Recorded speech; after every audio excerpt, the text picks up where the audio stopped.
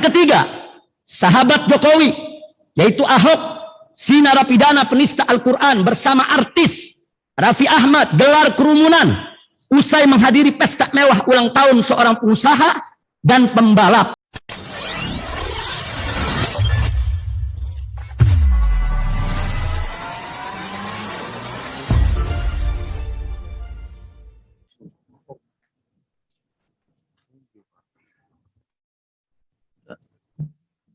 Ya, silakan dilanjut. Ya, terima kasih Majelis Hakim. Saya sudah sampai di halaman 2 paling bawah. Saya lanjutkan. Bismillahirrahmanirrahim. Dari hadis sahih ini kita mendapat pelajaran sangat berharga, antara lain: 1. Betapa pentingnya penegakan keadilan. 2. Bahwa ketidakadilan hanya membawa petaka. 3. Tidak boleh ada diskriminasi dalam penegakan hukum. 4. Betapa adilnya Nabi kita Sayyiduna Muhammad sallallahu alaihi wasallam. 5. Betapa agungnya dan mulianya kedudukan Sayyidah Fatimah putri Nabi Muhammad sallallahu alaihi wasallam, sehingga Sayyidah Fatimah radhiyallahu anha dijadikan contoh utama oleh Nabi untuk memberi pesan bahwasanya jangankan wanita Quraisy yang dianggap terhormat, bahkan Fatimah Az-Zahra sekalipun, semuanya mulianya wanita, pemimpin wanita semesta alam, kecintaan dan jantung hati Nabi sallallahu alaihi wasallam. Namun kalau salah tetap harus dihukum.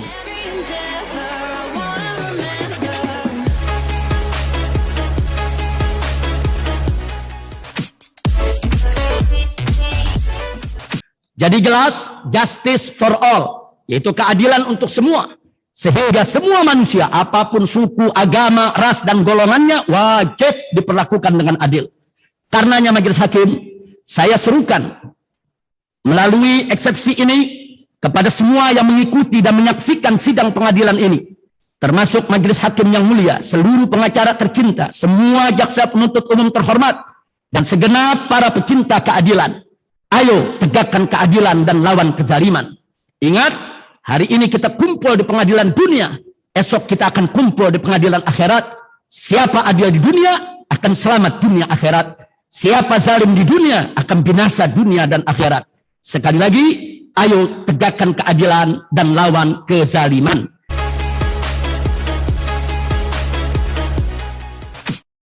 Kenapa kepolisian dan kejaksaan begitu sigap, penuh semangat melakukan kriminalisasi Maulid Nabi Muhammad SAW? Padahal saat tak terduga terjadi penumpukan peserta dalam peringatan Maulid di Petamburan karena tingginya antusias umat dan spontanitas kerinduan mereka, sehingga tanpa sengaja terjadi pelanggaran prokes, maka saya bersama panitia Maulid mengaku salah dan memohon maaf secara terbuka kepada segenap masyarakat ketika itu, serta sudah membayar denda sebesar 50 juta rupiah. Sekaligus saya membatalkan semua rencana kunjungan silaturahmi ke daerah di seluruh Indonesia karena berpotensi terjadi kerukunan. Dan itu kami putuskan, kami tidak akan turun ke daerah sampai pandemi berakhir. Yang disaksikan dan diketahui oleh semua lapisan masyarakat, bahkan aneka kerumunan dan pelanggaran prokes yang dilakukan secara demonstratif terang-terangan oleh orang-orang dekat Presiden Jokowi dan dibiarkan oleh aparat, bahkan dibenarkan. Antara lain, 1. Anak dan menantu Jokowi saat Pilkada 2020 di Solo dan Medan telah melakukan belasan kali pelanggaran prokes, tapi tidak diproses hukum oleh kepolisian maupun kejaksaan. Apa karena mereka keluarga presiden sehingga mereka kebal hukum?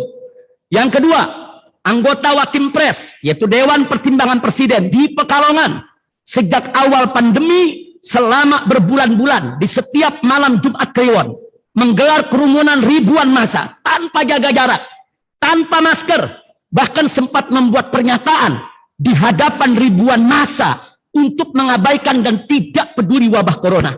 Namun yang bersangkutan tidak tersentuh proses hukum, baik di kepolisian maupun kejaksaan. Apakah karena dia penasehat presiden sehingga hukum tidak berlaku baginya? Yang ketiga, sahabat Jokowi, yaitu Ahok, si narapidana penista Al-Quran bersama artis Raffi Ahmad gelar kerumunan usai menghadiri pesta mewah ulang tahun seorang pengusaha dan pembalap pada tanggal 13 Januari 2021, yaitu Saint Gelail.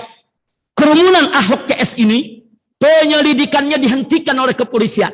Dan kejaksaan pun tidak peduli. Kenapa? Apa karena mereka teman presiden sehingga tidak boleh diproses hukum?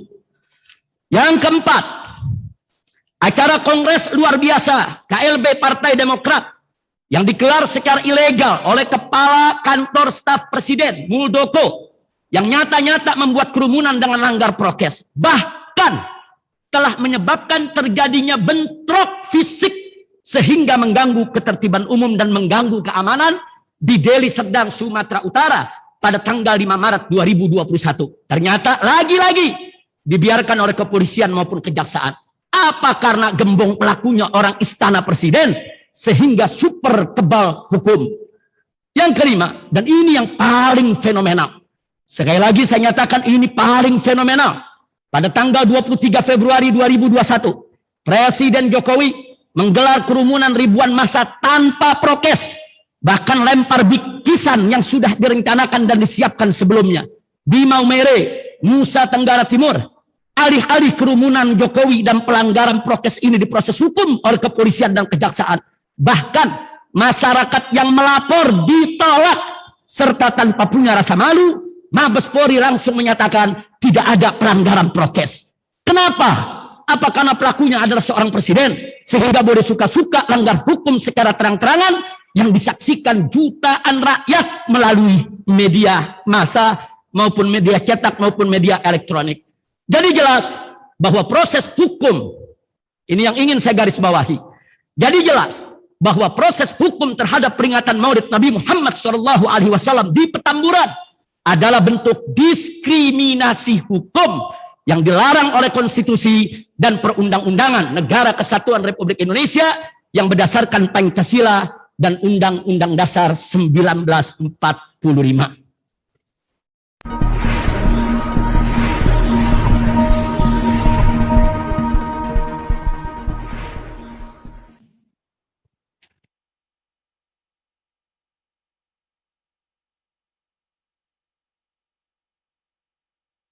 Hari ini digelar kembali dengan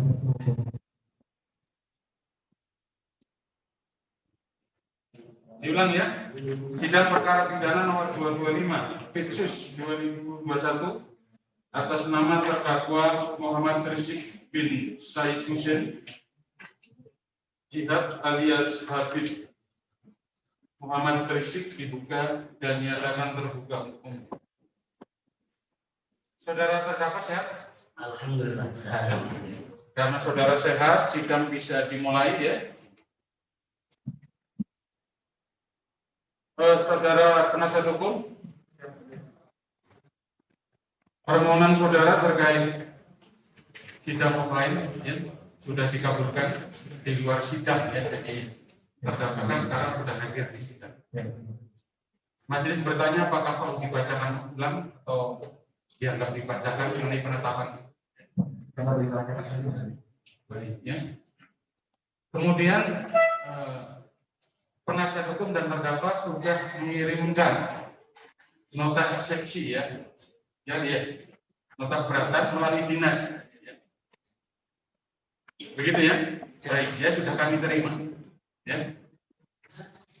Dan untuk hari ini, apakah terdakwa juga akan menyampaikan nota keberatan atau eksepsi? Iya, Majelis Hakim, karena dari apa yang sudah kami kirimkan ada perubahan-perubahan, ada tambahan-tambahan sehingga jadi sekaligus untuk memperbaiki yang salah ya, melengkapi yang kurang ya hari ini ya. Baik ya. Penasihat hukum, mana yang akan dibacakan dulu? Yang dari penasihat hukum atau dari terdakwa? dari terdakwa. Dari terdakwa ya. Sudah siap? ya, Silakan. Ya, gimana? Oh iya, silakan.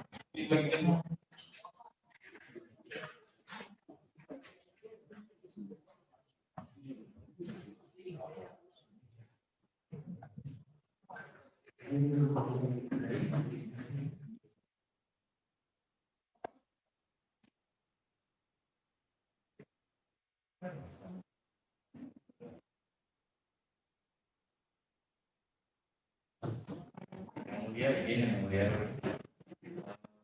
terkait penasihat hukum tampilannya apakah sudah di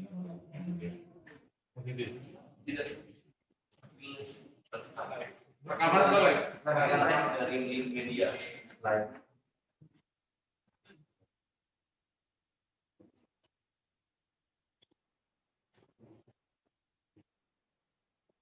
Ya, majelis hakim musyawarah tidak masalah ya. Silakan live ya. Bikin majelis.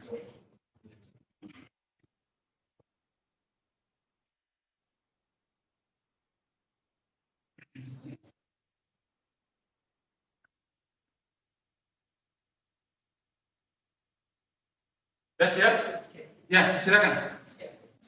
Terima kasih Majelis Hakim atas dikabulkannya sidang offline atas diberikan waktu eksepsi. Jazakumullahu khairan. Saya mulai. Assalamualaikum warahmatullahi wabarakatuh. Bismillahirrahmanirrahim. Subhanallahil jabbaril qahhar. Walhamdulillahil ghaffar sattar. Wassalatu wassalamu ala nabiyil mukhtar. وعلى آله الأطهار وأصحابه الأخيار وأتباعه الأبرار. Nota keberatan atau eksepsi Habib Muhammad Rizik bin Husain Syihab atas dakwaan jaksa penuntut umum nomor perkara 2 PDM Strip 016 garis miring DKT tim garis miring PU garis miring 03 garis miring 2021 tentang swab tes COVID-19 di Rumah Sakit Umi Bogor.